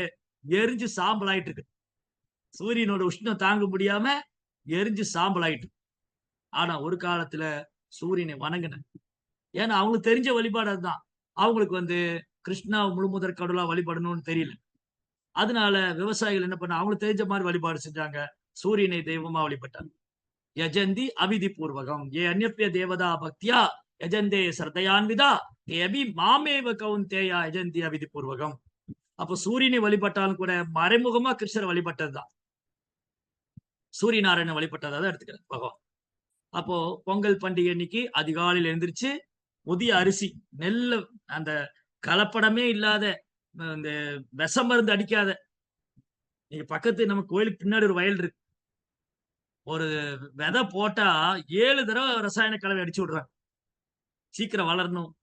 மனுஷன் சாப்பிட்டு சீக்கிரம் செத்து போயிடணும். சீக்கிரம் சீக்கிரம் வளரணும். சீக்கிரம் சீக்கிரம் சாப்பிடணும். சீக்கிரம் சீக்கிரம் செத்து போயிடணும். Fast food. Fast food, fast dead. Fast food, fast death. சீக்கிரம் சாப்பிட்டு சீக்கிரம் செத்து போயிடும். சீக்கிரம் சீக்கிரம் தானியம் வளரட்டும். சீக்கிரம் சீக்கிரம் சாப்பிடுங்க. சீக்கிரம் சீக்கிரம் செத்து போயிடுங்க. அவ்வளவுதான். ஏன் கஷ்டப்படுறீங்க இந்த உலகத்துல? உங்களை சீக்கிரம் அமுச்சு வச்சிடுறோம் அப்படின்னு பிளான் பண்ணிட்டாங்க. அதனால ஒரு காலத்துல என்ன பண்ணாங்க? இயற்கை விவசாயம் பண்ணு. இயற்கை விவசாயம் பண்ணும்போது அந்த இயற்கை விவசாயத்துக்கு என்ன உரம் தேவைப்படுது? பசுவோடைய சாணம்.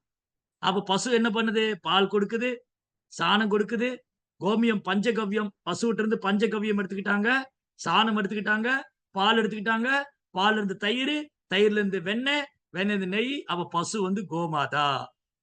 சோ 3வது நாள் மாட்டு பொங்கல். மனிதன் வாழ்வுக்கு 2 ஆதாரம். நிலம் ஒரு ஆதாரம், பசு ஒரு ஆதாரம். அதனால இயற்கை அன்னை, சூரிய தேவன் இவங்களை வழிபடுறது பொங்கல் பண்டிகை. பசு வழிபடுறது மாட்டு பொங்கல். பசு வந்து கோமாதா. 7 அம்மால 1. நாம வந்து குழந்தையா இருந்தப்ப கொஞ்ச காலம் தான் அம்மாட்ட பால் குடிச்சோம். மீதி சாகர வரைக்கும் குடிக்கிற பால் பூரா பசுவோட. அதனால நம்ம பெற்ற அம்மாவோட ஒரு படி மேல பசு. பசு கோமாதா வந்து நம்ம ஈன்ற அன்னை விட ஒரு படி மேல. ஏன்னா வாழ்நாள் முழுதும் எனக்கு பால் கொடுத்துக்கிட்டே இருக்காங்க. வாழ்நாள் முழுவதும். அதனால அந்த பசுவை வழிபட்டு அவங்களுக்கு பூஜை செய்து, கோ பூஜை பண்ணி, அவங்களுக்கு தீவனம் எல்லாம் கொடுத்து, அவங்க நல்ல ஆரோக்கியமா கவனமா பாத்துக்கணும். எந்த பூமியில பசு வந்து சந்தோஷமா, எந்த ஒரு கட்டுப்பாடும் இல்லாம, எந்த ஒரு நிபந்தனையும் இல்லாம, எந்த ஒரு தொந்தரவும் இல்லாம, எந்த பூமியில பசு வந்து அப்படி சர்வ சாதாரணமா சுற்றி திரியுதோ, அந்த பூமி இறைவனால் ஆசீர்வதிக்கப்பட்டது. எந்த பூமியில வந்து பசு வந்து நிம்மதியா, ஆனந்தமா, அப்படி சந்தோஷமா நடந்து போகுது அப்படின்னா, அந்த பூமி இறைவனால் ஆசீர்வதிக்கப்பட்டது. இன்னைக்கு பாருங்க, விவசாயிங்க என்ன பண்றாங்க? அது ஒரிஜினல் நாட்டு பசு போயிடுச்சு. ஜெர்சி மாடு. அந்த மாடு கூட கழுத்துல இருந்து ஒரு கயிறு எடுத்து கால்ல கட்டி வச்சிருவாங்க. இந்த கழுத்துலயும் கால்லயும் கயிறு கட்டி அது நடக்க முடியாம இழுத்து இழுத்து நடந்து போகும். கொடுமை. அப்புறம் 7, 8, 10, 15 பசுமாடு வச்சிருப்பாங்க. யாரு பால் கறக்கிறது?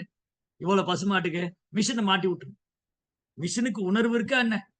மிஷினுக்கு தெரியுமா அந்த மடியில பால் இருக்குமா இல்லையான்னு?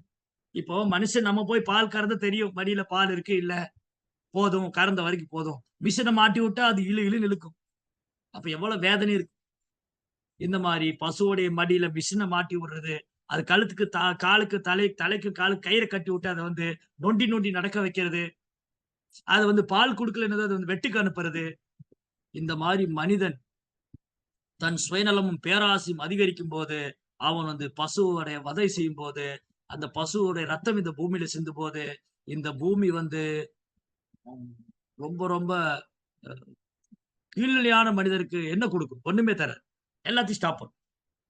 இந்த பூமியை வந்து நாசமாக்குறாங்க. இந்த பூமியை நாசமாக்கும் போது இந்த பூமி என்ன பண்ணும்? ஒரு நாள் பட்டார் பட்டார்னு அடிக்கும். மழை வந்து ஊரெல்லாம் தண்ணி ஆயிடும். மழையே பெய்யாது. ஐயோ மழையே பெய்யலன்னு உட்கார்ந்துருப்பா. ஒரு நாள் வெள்ளம் வந்து ஊரெல்லாம் வெள்ளக்காராயிடும்.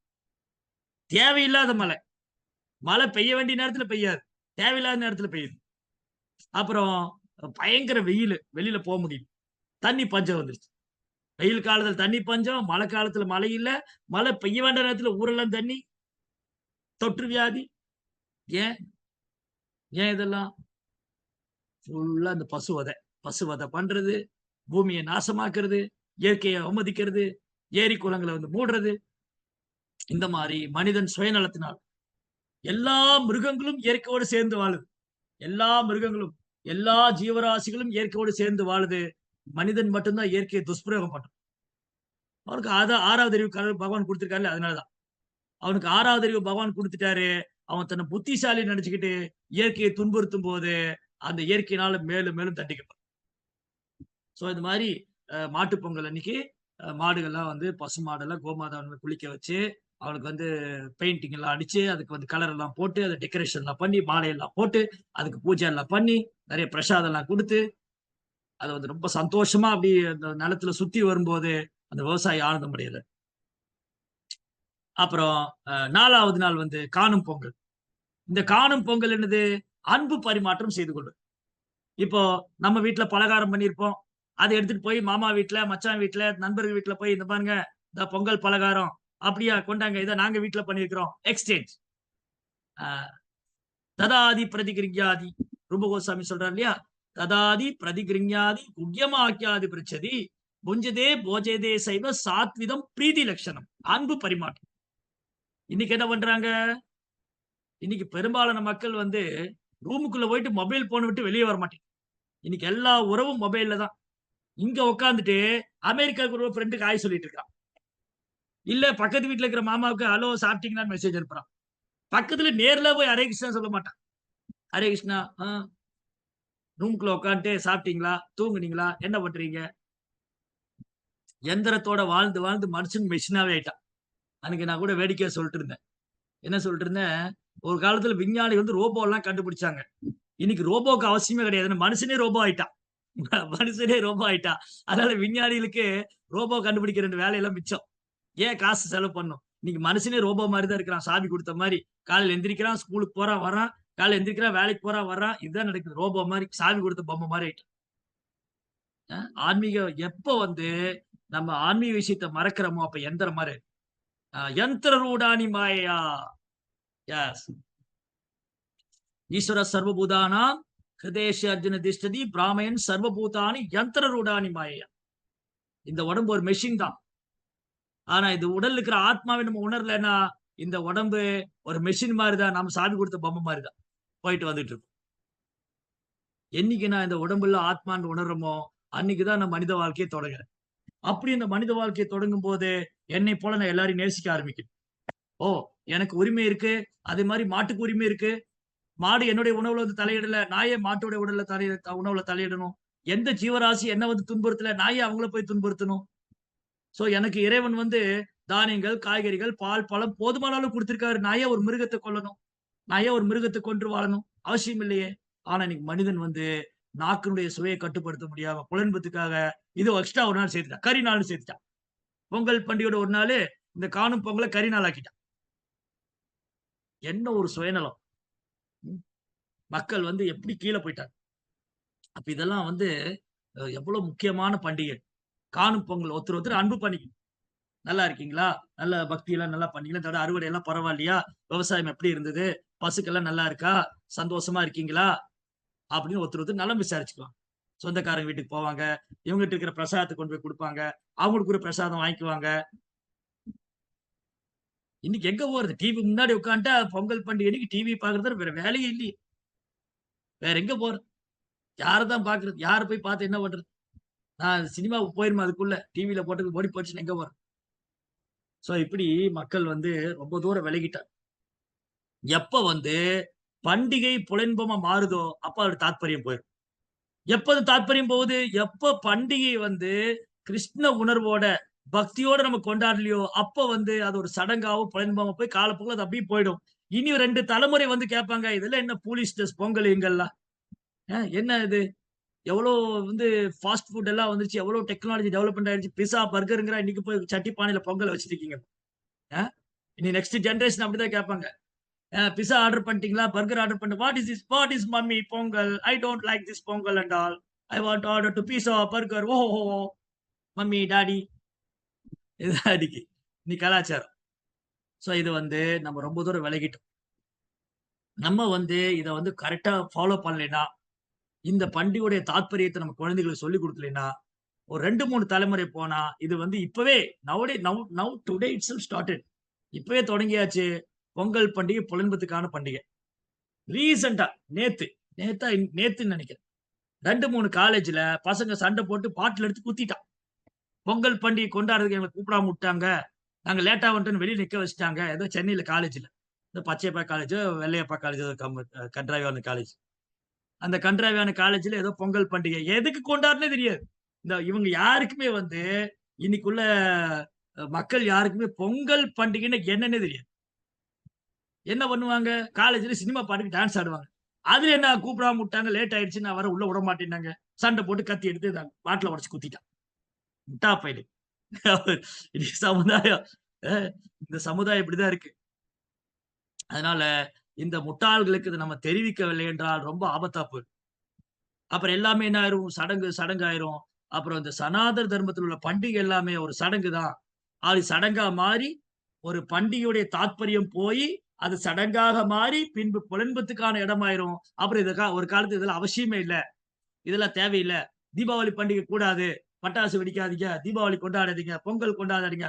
அப்படி பொங்கல் கொண்டாடுமா எல்லாம் ரோட்டுக்கு வாங்க. சமத்துவ பொங்கல், குருமா எல்லாம் வைங்க. இப்படி ஆகும். இப்படிதான் ஆகும். அதனால நம்ம குழந்தைகளுக்கு சொல்லிக் கொடுக்கணும். நம்ம செய்யணும். எப்படி வந்து இயற்கையோடு சேர்ந்து வாழ்றது. நம்ம எவ்வளவு தூரம் விலகி வந்துட்டோம். ஸ்டில் வந்து இந்த பண்டிகை நம்மளால முடிஞ்ச அளவுக்கு புது பானை வாங்கி, புது அரிசிலாம் போட்டு பொங்க வச்சு, குழந்தைகள்லாம் கூப்பிட்டு பகவானுக்கு ஆஃபர் பண்ணி, அந்த பிரசாதம் குடுக்கணும். குழந்தைகளுக்கு சொல்லிக் குடுக்கணும். ஏன்னா, நம்ம எந்த செயல் பண்ணாலும் விஷ்ணுவ திருப்திப்படுறதுக்காக பண்ணணும். அப்படி விஷ்ணுவ திருப்திப்படுத்தினா அது வெறும் வந்து கர்ம தான் வரும். யஜ்ஞாதா கர்மணோ அந்யத்ர லோகோயம் கர்ம பந்தனா ததக்தம் கர்ம கௌந்தேயா முக்த சங்க சமாச்சாரா. நம்ம செய்யக்கூடிய செயல் வந்து விஷ்ணுவோட திருப்திக்காக இருக்கணும். அப்படி இல்லைன்னா அது நம்மளோட கர்ம பந்தத்துல எந்த உணவு சமைச்சாலும் நம்ம எந்த உணவு சமைச்சாலும் விஷ்ணுவுக்கு நிவேதனம் பண்ணலைன்னா அது கர்மா ஃபுட் தான். அப்படி உன்னர ஓரொரு கவலமும் யஜ்ஞசிஷ்டா சினசந்தோ முஷ்யந்தே சர்வ கில்பிஷை புஞ்சதேதே தொகம் பாபா ஏ பஷன் ஆத்ம காரணாத். நான் வந்து பொங்கல் பண்ணேன், பகவானுக்கு ஆஃபர் பண்ணல, ஓரொரு கவலம் நான் பாவத்தையே உண்றேன். இட்லி, தோசை, குருமா, சட்னி எல்லாம் பாவம். இட்லி ஒரு பாவம், குருமா ஒரு பாவம், சட்னி ஒரு பாவம், தோசை ஒரு பாவம், எல்லாம் சாப்பிடும். சோ யஜ்ஞசிஷ்டா சினசந்தோ முஷ்யந்தே சர்வ கில்பிஷை. யாகத்துல மீதமாற உணவு யாகம் செஞ்சுட்டு அந்த யாகத்துல மீதமாற உணவை சாப்பிடுறவங்க எல்லா பாவத்திலிருந்து விடுபடுவாங்க. அப்படி செய்யாதவங்க ஓரொரு கவலமும் பாவத்தையும் உண்கிறார் அர்ஜுனான்னு சொல்றார் கிருஷ்ணா. நான் எங்க சாமி யாகம் எல்லாம் பண்றது? எங்க போய் ஐயரை தேடுவேன்? காசுதான் என்கிட்ட இருக்கா? இல்ல நல்ல தானியம் தான் நல்லா கிடைக்குதா? பால் தேனு கூட எல்லாம் நெய் எல்லாம் கலப்படமாயி போச்சு. எங்க யாகம் செய்யறது? அப்ப என்ன யாகம்? யஜ்ஞம் சங்கீர்த்தன பிராயை. இந்த கலியுகத்துக்கான யஜ்ஞம் ஹரே கிருஷ்ணா கிருஷ்ண கிருஷ்ணா ஹரே ஹரே, ஹரே ராம ராம ராம ஹரே ஹரே. சோ இது யஜ்ஞம். ஹரே கிருஷ்ணான்னு சொல்லும் போதெல்லாம் யாகம் பண்ணிட்டு இருக்கும். நிற்கும் போது, நடக்கும் போது, உட்காரும் போது, சாப்பிடும் போது, தூங்கும் போது ஹரே கிருஷ்ணா கிருஷ்ண கிருஷ்ணா ஹரே ஹரே, ஹரே ராம ராம ராம ஹரே. அவர் யாகம் செஞ்சுக்கிட்டே இருக்காரு. அப்படி யாகம் செஞ்சு வீட்டுல பகவானுக்கு உணவு போகா தயாரிச்சு அதை நிவேதனம் பண்ணி அதை சாப்பிட்டா யஜ்ஞ பிரசாதம். அது வந்து ஒருத்தரை எல்லா விதமான பாவத்திலிருந்து விடுவிச்சு. அதனால பொங்கல் பண்டிகை இன்னைக்கு பொங்கல் செஞ்சு கிருஷ்ணருக்கு நிவேதனம் பண்ணிட்டு, சூரிய தேவனுக்கு நிவேதனம் பண்ணிட்டு, அதை பிரசாதமா நம்ம விநியோகம் பண்ணோம். அதுக்கப்புறம் கோமாதா. சரி, எங்க வீட்டுல பசுமாடு இல்ல. என்னங்க சாமி, அந்த காலத்துல எல்லாம் பசுமாடு இருந்துச்சு, எல்லாம் கோ பூஜை பண்ணாங்கன்னா என்ன பண்ணுவோம்? அப்ப பக்கத்துல எங்க கோஷாலை இருக்கு, அங்க கோயில்ல கோஷாலை இருக்கு, அங்க போய் பக்தர் கூட சேர்ந்து அந்த கோ பூஜையில கலந்துக்கிட்டு நம்மளால முடிச்ச சேவை, ஒரு சின்ன அகத்திக்கீரை, ஒரு கட்டோ, 2 வாழைப்பழமோ, என்னுடைய சக்திக்கு என்ன பண்ணும்? எனக்கு கோமாதாக்கு பெருசா பண்ண முடியுமா? தாராளமா பண்ணலாம். நல்லா வந்து தவிடு புண்ணாக்கெல்லாம் வாங்கி கொடுக்கலாம். இல்ல என்னால அதெல்லாம் பண்ண முடியாது சாமி, என்கிட்ட கொஞ்சம் தான் பைசா இருக்கு, 2 பழம் வாங்கி கொடுக்கலாம். சோ நம்மளால என்ன பண்ண முடியும்? கோ சேவை பண்ணலாம். கோமாதாக்கு சேவை பண்ணி, ஓ கோமாதா, நீங்க தான் பால் கொடுக்குறீங்க, நீங்க எனக்கு அம்மா மாதிரி, என்ன ஆசீர்வாதம் பண்ணுங்க அப்படின்னு கோமாதாவுடைய கருணையை வேண்டி பிரார்த்தனை. அதுக்கப்புறம் கோயில்ல போய் பக்தர்கிட்ட அன்பு செய். பக்தருக்கு நமஸ்காரம் பண்ணி, பிரபு என்ன ஆசீர்வாதம் பண்ணுங்க, நான் கிருஷ்ண பக்தியில முன்னேற்றம் அடையணும் அப்படின்னு பிரசாதம் எல்லாம் பக்தர்கிட்ட கொடுத்து ஆசீர்வாதம் வாங்கி. இதுதான் பண்டிகை. பகவானை வழிபடணும், பக்தர்களை வழிபடணும், பசுவை வழிபடணும். இதுதான் வழிபாடு. வழிபாடுன்னு என்னது? பொங்கல் பண்டிகைன்னு என்னது? பகவானை வழிபடணும், பகவானுடைய பிரதிநிதியான சூரியனை வழிபடணும், பூமாதேவி வழிபடணும், அப்புறம் பசுவை வழிபடணும், அப்புறம் பக்தர்களை வழிபடணும், கோயில்ல போய் பகவான்கிட்ட பிரார்த்தனை செய்யணும். இப்படி நம்ம பக்தர்கள்ட்ட அன்பு செஞ்சு இந்த பண்டிகை அர்த்தம் உள்ள பண்டிகையாக நம்ம முன்னோர்கள் நம்ம பெரியவங்க எப்படி கொண்டாடினாங்களோ அதே மாதிரி அர்த்தம் உள்ள பண்டிகை. இன்னைக்கு அர்த்தமற்ற பொங்கல். இன்னைக்கு எல்லாரும் வைக்கிற பொங்கல் அர்த்தமற்ற பொங்கல். அர்த்தமற்ற பொங்கல் தான் இன்னைக்கு கொண்டாடுற பொங்கல். அர்த்தமற்ற பொங்கல். அர்த்தமுள்ள பொங்கல் என்னது? அதுல கிருஷ்ண உணர்வு, இறை வழிபாடு. அதுல இறை வழிபாடு இருக்கணும், பிராமண கலாச்சாரம் பாதுகாக்கப்படணும், பசு பராமரிக்கப்படணும். அதுதான் அர்த்தமுள்ள பொங்கல். இல்லாட்டி அதுக்கு பேரு அர்த்தமற்ற பொங்கல். சோ நம்மள மத்தவங்க மாதிரி அர்த்தமற்ற பொங்கலா கொண்டாடக்கூடாது. அர்த்தமற்ற பொங்கல், சமத்துவ பொங்கல், சக்கரை பொங்கல் இதெல்லாம் நமக்கு வேண்டாம். நமக்கு கிருஷ்ண உணர்வுள்ள பொங்கல் பகவானுக்கு படைச்சு அதை ஆஃபர் பண்ணி அது எல்லாருக்கும் டிஸ்ட்ரிபியூட் பண்ணணும். சந்தோஷமா இருக்கும், ஆனந்தமா இருக்கும். நல்ல பொங்கல் பண்ணணும், பகவானுக்கு ஆஃபர் பண்ணணும், பக்தர்களுக்கு விநியோகம் பண்ணணும், நாம சாப்பிடணும், கோயில்ல போகணும், தரிசனம் பண்ணணும், கோசேவா பண்ணணும். தென் இந்த மாசம் தை மாதத்திலிருந்து நல்லபடியா தை பிறந்தால் வழி பிறக்கும்னு சொல்லுவாங்க இல்லையா? அதனால பகவான்கிட்ட பிரார்த்தனை பண்ணுங்க, ஓ பகவானே என்ன ஆசீர்வாதம் பண்ணுங்க, நான் மேலும் கிருஷ்ண பக்தியில முன்னேற்றம்னு பிரார்த்தனை. சோ இதுதான் இந்த பொங்கல் பண்டிகையோட தாற்பயம். இதுல என்ன பண்ணுவாங்க, இந்த கவு பொங்கல், மாட்டு பொங்கல், ஜல்லிக்கட்டுல நடத்துவாங்க. ஜல்லிக்கட்டு பண்டிகை. சோ அதுவும் பாருங்க, இன்னைக்கு அதுக்கு ஜல்லிக்கட்டல் நடத்தக்கூடாது. இவங்களுக்கு என்ன தெரியும் ஜல்லிக்கட்டு பத்தி? ஜல்லிக்கட்டுங்கிறது 5000 வருஷத்துக்கு முன்னாடி கிருஷ்ணரே பண்ணிட்டாரு. கிருஷ்ணா நாக்னஜித்னு ஒரு ராணியை கல்யாணம் பண்ணு. இந்த நாக்னஜித் ராணியை கல்யாணம் பண்ணுனா அந்த ராஜா அறிக்கை விடுறாரு, என்கிட்ட 7 காளைகள் இருக்கு. இந்த 7 காளை யார் அடக்குறாங்களோ அவங்களுக்கு தான் பொண்ணை கல்யாணம். நாக்னஜித் அவ்வளவு அழகா இருக்கு, நல்ல அழகு, லட்சுமி மாதிரி, அப்படி பொண்ணு இடத்துல தாமரை போல கண்ணு, அப்படி ஒரு அழகு. இந்த நாக்னஜித்தை யாரா கல்யாணம் பண்ணணும், என் மகளை கல்யாணம் பண்ணா இதான் அறிக்கை. ஒரு நாள் ராஜா அறிக்கை விடுறாரு. இதனால சகல மாணவர்களுக்கு தெரிவிப்பது என்னவென்றால், நாக்னஜித் மகாராஜா என்ன ஆர்டர் போட்டிருக்காரு, அவருடைய ராஜ்யத்துல 7 காளைகள், இந்த 7 காளையும் யார் அடக்குகின்றார்களோ அவர்களுக்கு ராஜகுமாரி திருமணம் செய்து கொள்ளலாம். துந்துபி எல்லாம் முழங்கும். அப்படி எல்லா நாட்டுக்கும் செய்தி போச்சு. எல்லா ராஜகுமாரும் பாக்குறாங்க, அந்த 7 காளைகளும் பிரம்மாண்டமான காளை. ஒரு காளையும் அந்த திமிழ் இருக்கு, யானைக்கு இந்த காளைக்கு பின்னாடி திமிழ் இப்படி மேல இருக்கு. அது அப்படி உயர்ந்து நிக்குது. அந்த காளை ஒண்ணு அப்படி பிரம்மாண்டமா நிக்குது. இந்த பார்த்தா, அட போங்கப்பா, இதெல்லாம் நமக்கு ஒத்து வராது, அந்த பொண்ணை வேண்டான்னு போயிட்டாங்க. சோ கிருஷ்ணா என்ன பண்ணாரு, ஓகே அந்த 7 காளையா நான் அடைக்கிறேன். சோ கிருஷ்ணா என்ன பண்ணாரு, 7 கிருஷ்ணாவை எக்ஸ்பேண்ட் ஆயிடுச்சு. கிருஷ்ணா 7 கிருஷ்ணரா தன்னை விஸ்தாரம் பண்ணிட்டு 7 காளை அடக்கினார். சோ ஜல்லிக்கட்டு 5000 வருஷம் முன்னாடி கிருஷ்ணா தொடங்கி வச்சுட்டார். சோ இந்த 7 தழுவுதல், இந்த காளைகளை பசுவும் காளை ரெண்டே தன் குழந்தைகள் மாதிரி. ஒரு விவசாயி ஒரு குடும்பஸ்தன், ஒரு கிரகஸ்தன். அன்னைக்கு கிரகஸ்தன் விவசாயி தான், குடும்பஸ்தன் கிரகஸ்தர் தான். அவனுக்கு கிரகம், கஷேத்திரம், நிலம், வீடு, வீட்டுலதான் நிலம். நீங்க சில ஊர்ல போனா விலைன்னு சொல்லி, நாகர்கோவில் பக்கத்துல போனா களியக்கா விலை, அந்த விலை, இந்த விலைன்னு எல்லாம் விலையா இருக்கும். என்ன விலை? அந்த நிலம், அந்த விளைச்சல் நிலையில ஒரு வீடு, அவ்வளவுதான். அந்த நிலத்தை சார்ந்த வீடு, அவ்வளவுதான் வாழ்க்கை. சோ என்னது, இப்படி அந்த விளைச்சல் சார்ந்த நிலத்துல வீடு, அங்கதான் வீடு வச்சு அந்த வீட்டுல குடியிருப்பாங்க. இப்ப எதுக்கு அதை சொல்ல வந்த, மறந்து போயிட்டேனே, எதுக்கா சொல்லுறோம், எதுக்கு சொல்ல வந்த? சில நேரம் இப்படிதான். காளை பத்தி பேசும்போது சொன்னீங்க பிரபு. என்ன மாதாஜி? காளை பத்தி பேசும்போது சொன்னீங்க, 7 ராணியை கல்யாணம் பண்ண. ராணி கல்யாணம் பண்ணி 7 காளை அடிக்க ராணி கல்யாணம் பண்ணி. ஜல்லிக்கட்டு பத்தி பேசிட்டு இருந்தேன். ஜல்லிக்கட்டு பத்தி பேசும்போது, அன்னைக்கு குடும்பஸ்தர் வீட்டுல பசு இருக்கும். பசு இருந்தா எருது இருக்கும். எருது ஏன்னா ஒரு பசு கண்ணு போட்டா எல்லாம் பசுமாடி எல்லாம் கிடாரி கண்ணா போடாது, காலை கண்ணு போடும். அப்போ பசு என்ன பண்ணும், பால் கொடுக்கும். எருது என்ன பண்ணும், நிலத்தை உழுது பயிராக்கும். சோ எருது விளைச்சலுக்கு பயன்படுத்தினாங்க. நிலத்தை உழுது பயிராக்குறதுக்காக எருதுடைய ஏர் கலப்பையை மாட்டி அந்த ஏற்கலப்பில நிலத்தை எருது. அப்புறம் செக்கு போட்டு செக்கு அரைப்பாங்க. அப்புறம் வண்டி எடுத்துக்கிட்டு போவாங்க. சோ இப்படி காளையை பயன்படுத்துவாங்க. இப்படி குழந்தையிலிருந்தே ஒரு குடும்பஸ்தன் இந்த காளையும் பசுவையும் தன் பிள்ளைகள் போல தன் வீட்டுல எப்படி ஆண் மகனும் ஆண் குழந்தையும் பெண் குழந்தை இருக்குமோ அந்த மாதிரி இது குழந்தையா வளர்க்குறாங்க. பசுமாடு ஒரு குழந்தை, எருதும் ஒரு குழந்தை, காளைக்கண்ணு, பசு கண்ணுக்குட்டி. இது வளர்ந்து வரும்போது அது கூட விளையாடுறது. இப்ப நீங்க நம்ம கோயில்லயே வந்து பாத்தீங்கன்னா நிறைய பசுமாடு கூட பக்தர்களா விளையாடிட்டு இருப்பேன். நான் கூட சின்ன போய் விளையாடிட்டு. சோ அது வந்து அவ்வளவு சாத்விகமா இருக்கும். சோ இப்படி அந்த காளை கூட விளையாடுறது, அது நல்ல முரட்டு காளையா இருக்குமா, அதை ஓட விட்டு அதை பிடிச்சு வீரம், ஒரு வீர மரபு, அந்த காளையை பிடிச்சு அடக்கணும் அப்படின்னு ஒரு வீரம். இந்த விளையாட்டு இது வந்து கிருஷ்ணரே ஸ்டார்ட் பண்ணிட்டாரு 5000 வருஷத்துக்கு முன்னாடி. எனிவே அது வந்து எருது ஏர் தழுவுதல், ஏர் தழுவுதல், அந்த காளையை தழுவிக் கொள்வது, காளை அடக்குறது, காளை அடக்குறது. சோ இதெல்லாம் வந்து இந்த பொங்கல் டைம்ல பண்ணுவாங்க. இன்னைக்கு இதெல்லாம் ஒரு விளையாட்டு பொருளாகி போச்சு. இன்னைக்கு அந்த மாதிரி காளைகளை பார்க்கறதே கஷ்டம். அதுவும் கிருஷ்ணர் அடக்குன காளை இந்த உலகத்திலேயே பார்க்க முடியாது. இப்ப இருக்கிற காளை எல்லாம் வந்து சொங்கி மாதிரி நின்று இருக்கு.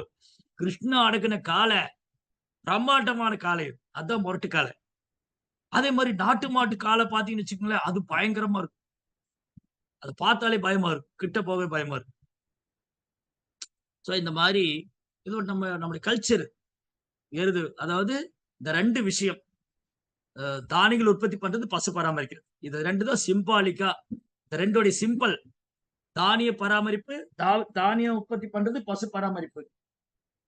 ஒண்ணு பலராமர் ஏற்காப்பை வச்சிருக்காரு, கிருஷ்ணா வந்து ஆயர்குல சிறுவன், கன்றுகளை பசுக்களை மேய்க்கிறார். கிருஷ்ணா வந்து எப்போதும் பசுக்களோடு இருக்காரு, பலராமர் எப்போ ஏற்கலப்பை வச்சிருக்காரு. சோ கிருஷ்ண பலராமர் அவதார நோக்கம் என்னது? இயற்கையோடு சேர்ந்து வாழுங்க, நல்ல தானியங்கள் உற்பத்தி பண்ணுங்க, பசுமாடை கவனமா பாத்துக்கோங்க, சந்தோஷமா இருங்க, என்ன வழிபாடு பண்ணுங்க, எனக்கு ஆஃபர் பண்ணுங்க, சந்தோஷமா இருங்க.